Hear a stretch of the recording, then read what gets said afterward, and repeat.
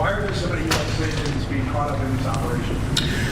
Well, I think your question assumes something that's not necessarily in evidence, which is that when there are American citizens who have been caught up in some of these enforcement operations, very often it is people who have assaulted a law enforcement officer. They're not being arrested because they violated the immigration laws. They're being arrested because they punched a federal law enforcement officer. That is a totally reasonable thing. Now, to the accusation of racial profiling, look, it's something that we take very seriously. We will take accusations of racial profiling back to Washington. We'll certainly look into them as they come up. But this is not a group that's going around and looking for people who violated the law based on skin color.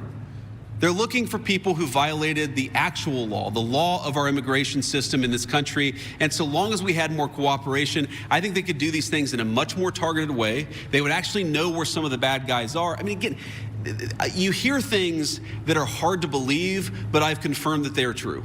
Sex offenders who we're trying to get off the streets, who the local officials won't tell us their last known address. So then the local officials say, oh my God, these guys are doing widespread targeted enforcement operations, when in reality, we would love to just go to one house. The local officials won't tell us which one house to go to.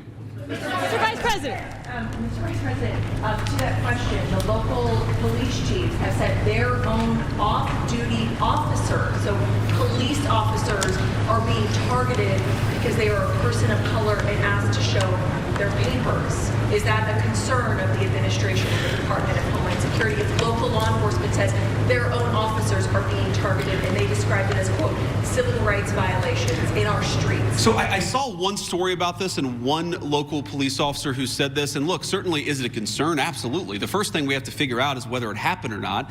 And then if it happened, whether there is a good explanation or a bad explanation. And of course, if somebody violated the law, if somebody racially profiled, if somebody violated the rights of one of our fellow citizens, that is something we will take very seriously. What I also would say is that many of the most viral stories of the past couple of weeks have turned out to be, at best, partially true. So we want to try people based on reality, based on the truth, based on context. We're not going to prejudge people just because of a viral social media story that turned out to be half false. Mr. Vice